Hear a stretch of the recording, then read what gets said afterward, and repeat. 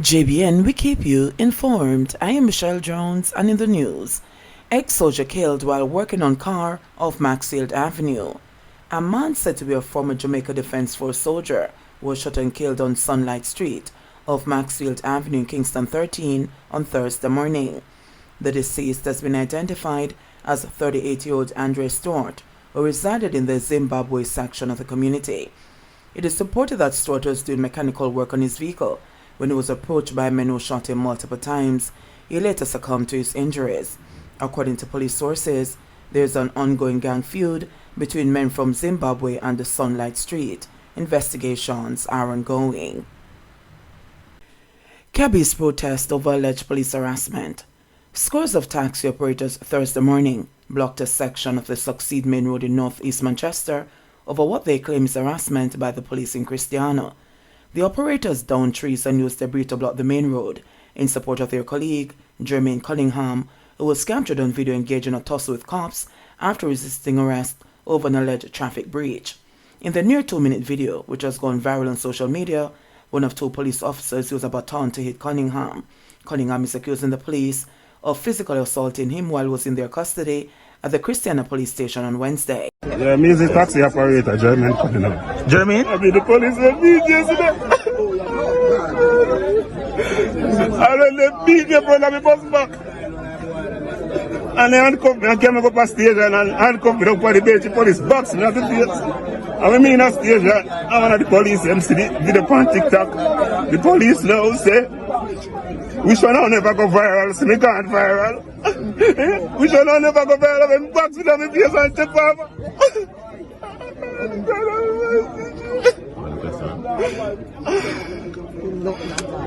Not all, you know. Yeah, they charge me, say me they obstruct traffic, and where me they me cannot obstruct traffic. Cause yet vehicle in front of me, and about 15 in the back of me, I mean at the middle, and they come pick up about 4 hours now, so me be giving me papers. And me say me not give me papers because me not obstructing no traffic. And then now, me thought put some people in my vehicle and put in their luggage. The 2 police come attack me back here and thought beat me all and pull me and show me down a dot. The whole of my foot mash up, my finger them mash up, me box in my face in the station. And then my boss had saying go viral. All them something else so they don't do me. And I boss and I talk about him go viral. That's so they don't do me. Firefighters and the police were called in to clear the blocked road. This is the second protest in 6 months over the same parking issue. Taxi operators blocked a section of the Succeed Main Road in March. The taxis previously used a private property as a parking area, but it is now under construction for a commercial building. The taxi operators say the parking arrangement on Wildman Street, commonly referred to as Market Street, is dangerous. Elderly man found with throat slash in Job's Lane. The St. Catherine North Police are probing the murder of a senior citizen who was found with his throat slashed at his Job's Lane home on Wednesday night. He has been identified as Roy Edwards, otherwise called Brockup, and Harry. The police report that about 11 p.m., residents of the community heard noises coming from Edwards' premises and became suspicious. They went to investigate and found him lying in a pool of blood.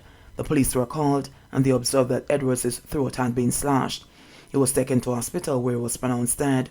Residents described the murder as very shocking, noting that the deceased was a very reliable person. Tragic killing of Woolmer's boy stuns Hellshire residents.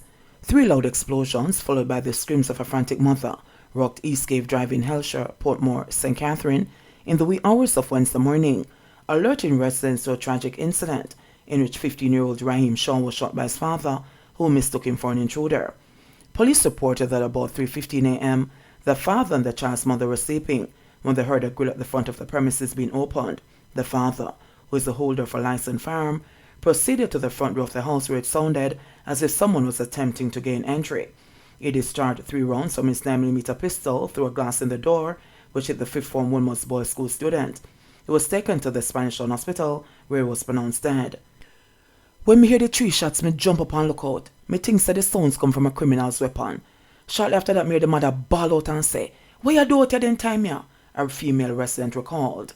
She recollected seeing the child's father appear to snap out of a daze minutes after she heard the explosions. The resident said Shaw's father then slung his son over his shoulder, placed him in his motor car and sped off. Me when him throw him son over him shoulder, put him in the car and drive away. Me feel it for him and the mother. We always admire about father and son when I see them washing the vehicle together. Every man would pass them and say good morning, and they would say good morning. When the father come back to the house after bringing the boy to the hospital, him ball and ball and ball. A family member give him tea and he couldn't even drink it. Another female resident held her head down in grief. She expressed that the situation was too sad for her to process, and shared that Raheem was like a son to her after her biological son relocated overseas. What was puzzling to her and the other residents was the reason Raheem was outside by himself at that time of morning. It was heartbreaking when I saw the father with the blood on his shirt. It was in disbelief that he shot his own son. It is a very sad situation, very sad, especially knowing the type of child that he was. He was very disciplined and he wasn't a rebellious child. Where Raheem had come from them hours there? The wife said she was in bed and nudged her husband and he went out there. As far as she was concerned, Raheem was supposed to be in bed. Normally you hear about these things and read about it, but when it hits home it is devastating. Raheem wasn't a child, was involved in friend and company. He was a good boy. The incident was the hot topic at shops and other spots in the community on Wednesday. A group of about 5 men that gathered under a tree declared that their fathers and said they felt the tragedy to the core. One of them said, I eat today I talk about and I said, Janu, we feel it really bad. We know the parents and we know the little boy. It is such a tragic accident. What a tragic accident. Raheem's father has retained King's Counsel Peter Champagne as his attorney. Champagne described the incident as dramatic and unfortunate. I can confirm that I have been retained to represent the father of the deceased. The investigations are at a delicate stage, as you can appreciate. In a situation like this, it is most dramatic for all concerned. What I'd like to ask is that the privacy of the family is respected at this time and to allow the investigations to take its course. It is a most unfortunate situation. Cops await autopsy report after blind senior citizen found dead in bushes. Police are awaiting the outcome of an autopsy to determine the circumstances surrounding the death of a visually impaired man whose decomposed body was found in bushes close to his home in Silent Hill near Christiana, Manchester on Tuesday. A police source said 74-year-old Clifton Chambers, who was reported missing 2 weeks ago, was found with a wound to his face. A report from the police's communications unit said about 5:45 p.m. residents found Chambers' body and alerted the police. However, residents say his body was found shortly after midday. A relative of Chambers said that the senior citizen was last seen at a shop in Silent Hill on September 16 when he got into an altercation and is said to have been punched in his face. He never went to his house the following day and saw the place locked up, and that is when it was announced that he was missing. We alerted the police and distributed photos of him to circulate. We have been searching since then up until Tuesday. People saw these crows hovering around a spot in the bushes, the relative said. A police source said detectives had taken men from the community into custody for questioning in relation to Chambers' death, but they were released pending the outcome of the autopsy. Proprietors of Lynn's funeral home in Mandeville, Calvin and Sylvia Lynn, were related to Chambers, have been plunged into mourning following his death. He's 90% blind. I'm trying to be courageous. My wife is Chambers' sister and she'll cry periodically. We're just supporting each other and we have been getting a lot of calls from friends and relatives. We're coping under this situation. He was well known in the community. He is no stranger. I believe that if anybody had anything to do with his death, they themselves would have benefited from his kindness, Calvin Lynn said. I was told that it was a crowd who went to retrieve his remains in the advanced state of decomposition, for it was about 13 days he was missing, Lynn added. Lynn, who is also the president of the Jamaica Association of Certified Embalmers and Funeral Directors, is the government's contractor to remove and store bodies in Manchester. We are the contractors of the Ministry of National Security, and so Chambers' remains are in our custody, said Lynn. $360 million to clear roads after Tropical Storm Ian. Prime Minister Andrew Holness says very preliminary estimates indicate that it will take $360 million to reopen roads across Jamaica. Holness provided an update to the House of Representatives on Wednesday afternoon on the estimated damage to the island from the outer bands of Ian, which passed south of Jamaica as a tropical storm at the weekend. He said the cost of permanent repairs has been assessed and an update will be provided in 2 weeks. There are reports of damaged roads to varying degrees, especially in low-lying areas. The NWA's initial assessment is that approximately 47 roads were badly affected by landslides, mud flows, down trees, or inundation, which rendered some communities inaccessible and some communities were marooned. But, Madam Speaker, as of now, as I've said, the floodwaters have receded, and communities which were previously inaccessible would have now their access would have been restored. I am pleased to inform this Honourable House that all roads have been reopened, with the exception of the corridors from Chapelton to Rock River in the north, Mackney to Douglas Castle, St. John's to Pedro River, and Thatch Walk Bridge in Anion Town. The alley road in southern Clarendon was damaged due to the Rio Minnow overflowing and scoring a small section of the northern approach to the bridge. Access to this roadway has been restored. The road from Lower Chapelton to Rock River suffered a breakaway in the community of Sutton. This section of road will have to be rebuilt in order for it to be reopened. So this road, Madam Speaker, would be one of the significant areas of damage which will last for a little while until we can repair it.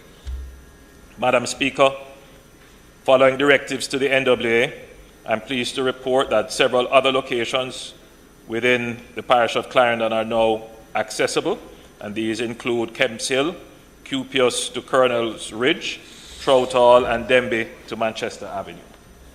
Madam Speaker, the Bogwalk Gorge has been reopened. The road was closed before the heavy rainfalls we experienced on Monday.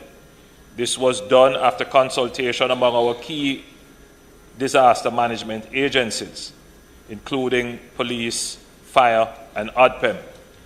This was done to ensure the safety of all persons who would likely enter into that space with the possibility of being washed away by floodwaters.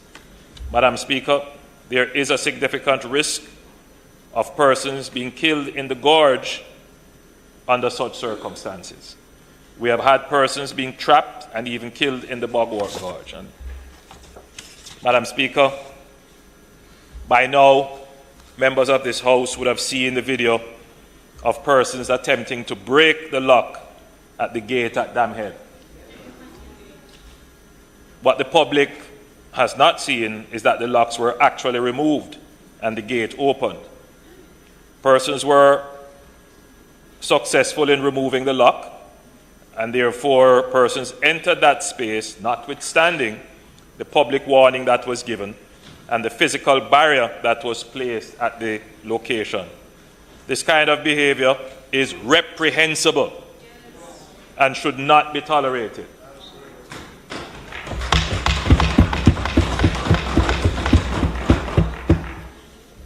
License plates were identifiable from the camera footage. The police have been directed to do a thorough investigation, and the persons involved should face the full force of the law.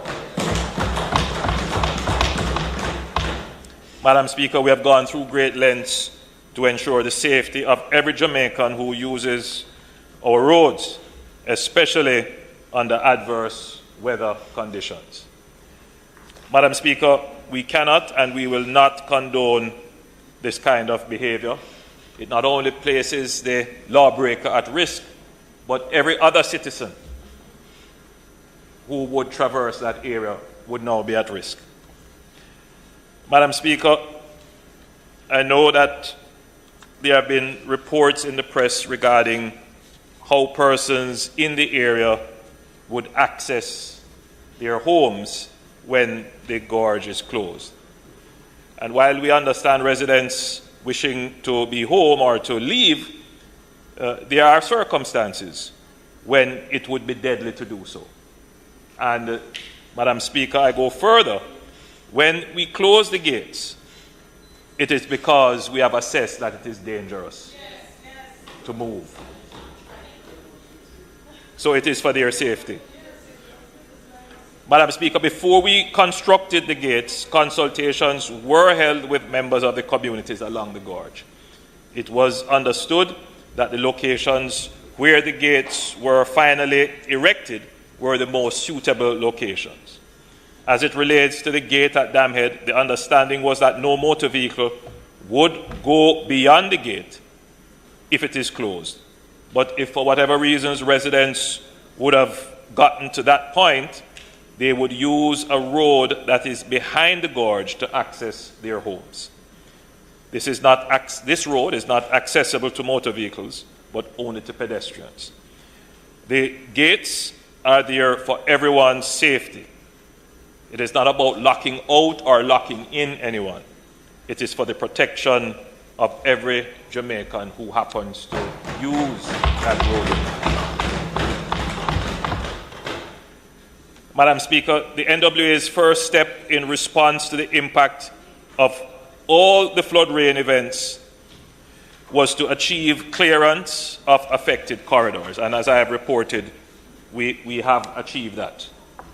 The works to achieve this were undertaken by private contractors who are party to the agency's framework agreement, which speaks to the application of preset rates for the engagement of different types of equipment in carrying out road clearance works under emergency circumstances. In addition, Madam Speaker, for roadways that have been damaged and for retaining walls that have been damaged, designs are now being done for the repair of the roads and for retaining walls and pavements as required.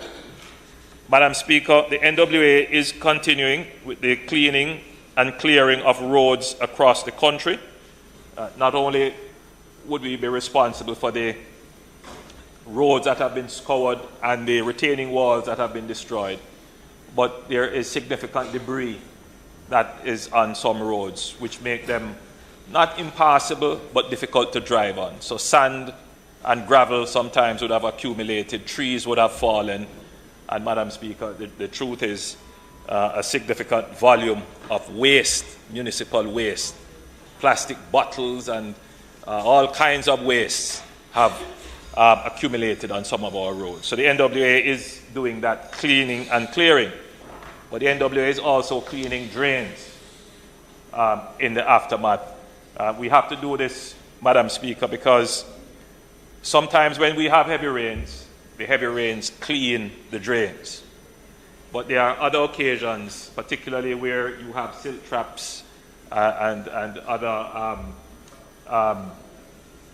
protective coverings on the drains get blocked up as a result of debris coming in. So the NWA is now, Madam Speaker, cleaning critical drains. Madam Speaker, the country would have become accustomed over the last 4 years to this presentation giving $1 billion plus assessment for damage, sometimes even $2 billion for damages. Madam Speaker, thankfully this time around, we will not have to spend as much. The very preliminary estimates to reopen roads and make surfaces drivable is $360 million. Preliminary, it might increase a little bit more, but thankfully, Madam Speaker, it is not in the billions. So the Minister of Finance is sitting very easy, very calm.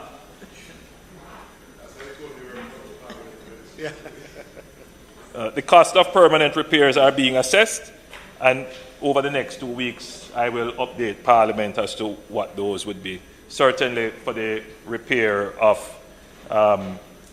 retaining walls that have been destroyed, those costs might be a little bit more, but again, we're not expecting to see a $1 billion bill for repairs. Madam Speaker,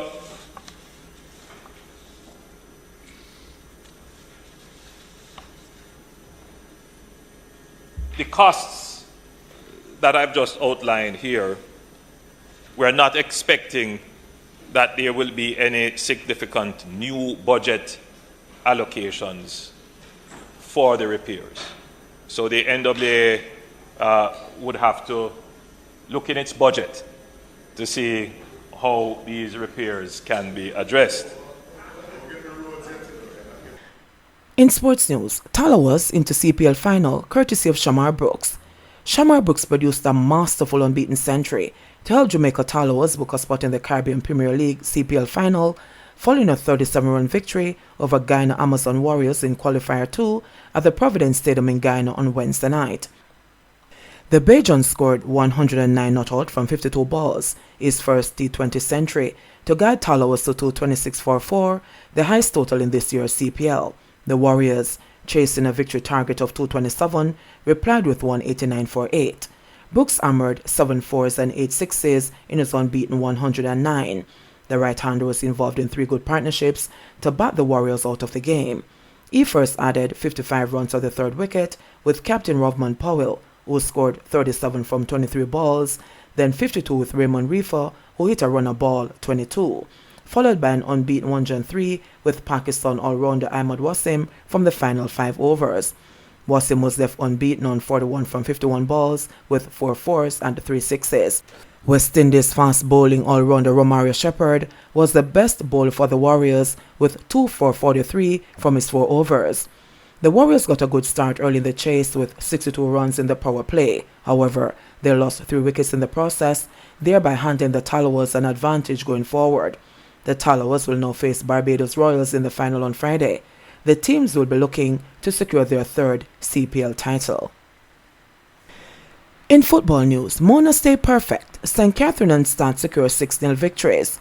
Mona High continued their perfect start to the 2022 Issa Digicel Manning Cup season with a 3-1 victory over Woolmer's Boys School in the second game of a Group E doubleheader at the Stadium Eastfield on Wednesday.